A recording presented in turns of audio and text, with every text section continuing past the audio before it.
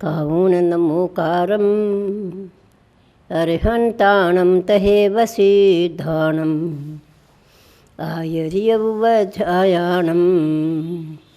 लोयम्य सर्वसाभूणम।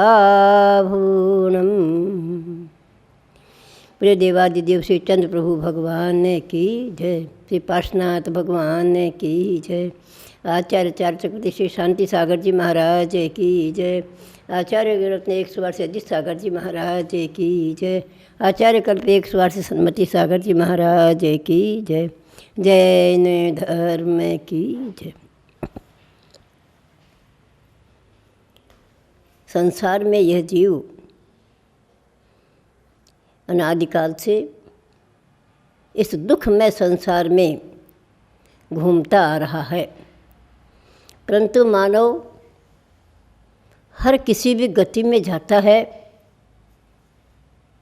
वहाँ के दुखों को भोगता है, क्योंकि संसार ही दुख में च।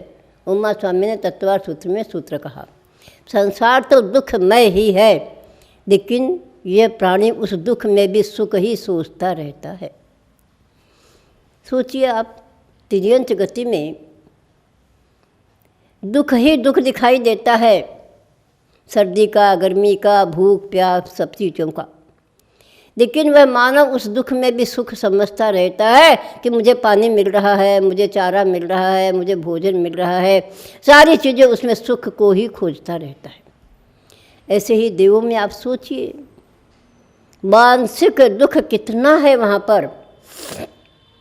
मन की वेदना को दूर करने के लिए कोई औषधि नहीं होती है, शरीर के रोग को दूर करने के लिए औषधियाँ होती है, लेकिन स्वर्गों में मानसिक दुख, मानसिक वेदना इतनी है, एक देवांगना के जाने पर देव कितना झूरता है।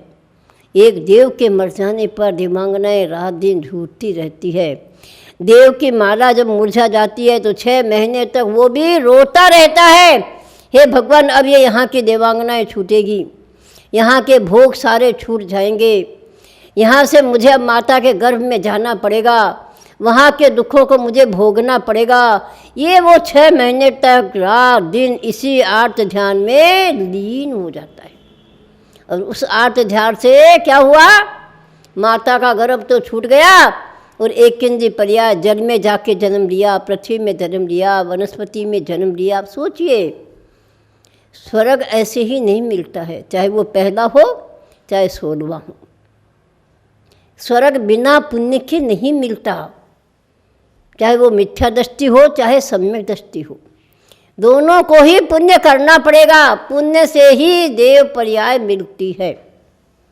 परंतु उस देव में भी आपने सोचा कि कितना दुख है, तो हम उस दुख को भूल जाते हैं और स्वर्गों के सुखों को रात दिन झूरते रहते हैं। भगवान मर कर के हमें कहाँ जाना है, बोले स्वर्ग में पहुँच जाए।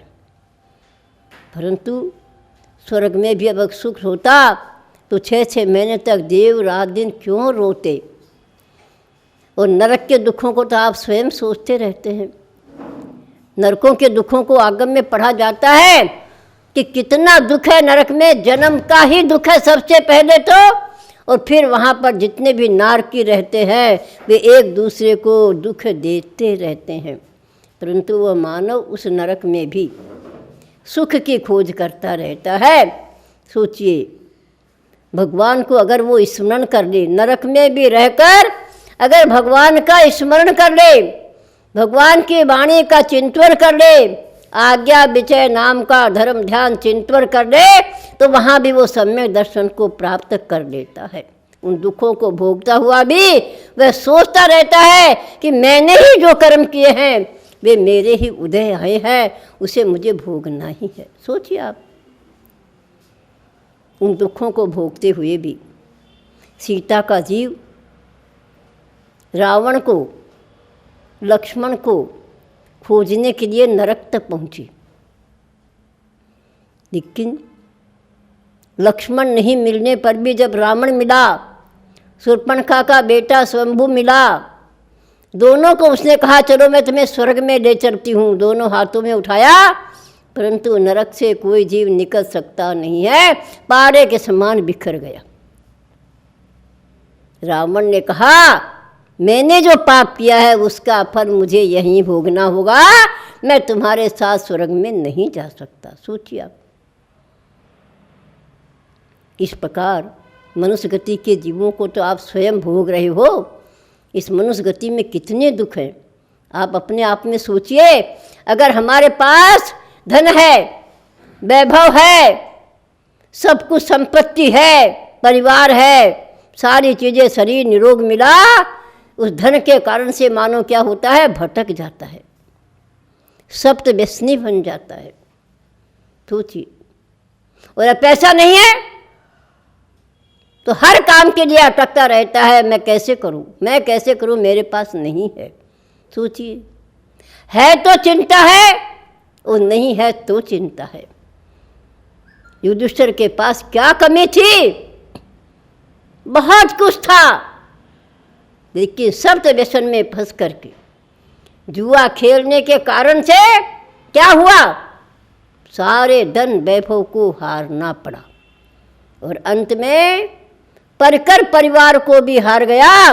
भाइयों को हारने के बाद भी शांति नहीं मिली तो द्रौपदी को भी दांव पे चढ़ाया। सोचो, ये अहंकार है, ये मान कसाय है। हमारे आचार्य कहते हैं पैर का कांटा और मन का अहंकार अगर दूर हो जाता है, पैर का कांटा मनुष्य को हिलने नहीं देता और अहंकार मानव को चलने नहीं देता। इसीलिए कहा है अगर पैर का कांटा और मन का अहंकार निकल जाता है तो मानव जीने में और चलने में दोनों ही एक मज़ा अलग पाता है। कांटा जब निकल जाता है तो चलना कितना अच्छा लगता है और अहंकार निकल जाने से जीना भी बहुत अच्छा हो जाता है। राम जैसे मानव कितने सादगी, कोई अहंकार नहीं, कोई मान नहीं, कुछ नहीं। रावण से जब युद्ध भी किया तो उनने क्या कहा, तेरी लंका तेरे पास रहे, तेरा राज तेरे पास रहे, मुझे तेरे राज की, तेरी लंका की मुझे कोई आशा नहीं। मुझे मेरी सीता चाहिए, जंगल में रह कर के भी मैं आनंद से रहूँगा, उस सीता के बिना तेरी लंका भी मेरी बेकार है, चाहे वो सोने की क्यों न हो। सोचिए। इसीलिए हमारे आचार्य कहते हैं संसार में हर समय डर के रहो, कब कौन किसके ऊपर कहाँ हमला कर दे आप सोचिए। पशु तो, जानवर तो एक एक जगह से काटता है। सर्प के दांत में विष होता है, वो दांत से काटता है। बिच्छू पूंछ में विष होता है, वो पूंछ से काटता है।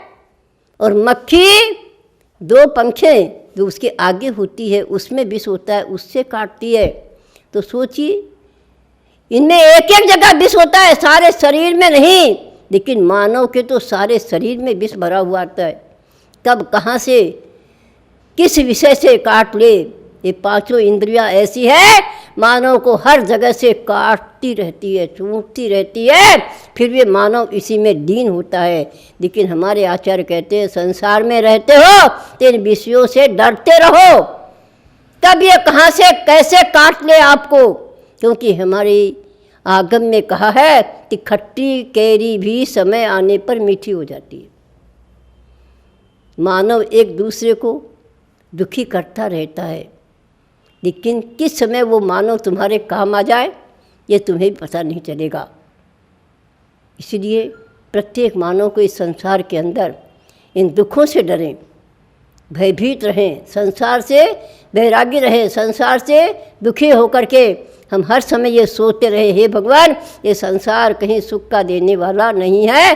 संसार में सुख दिखता है लेकिन होता नहीं है, चाहे किसी भी गति में चले जाओ।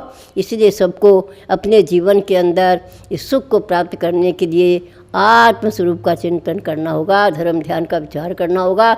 इसी से हम अंतिम सुख को प्राप्त कर सकते हैं। सभी को बहुत बहुत मंगल आशीर्वाद। मेरे चंदा प्रभु भगवान की जय।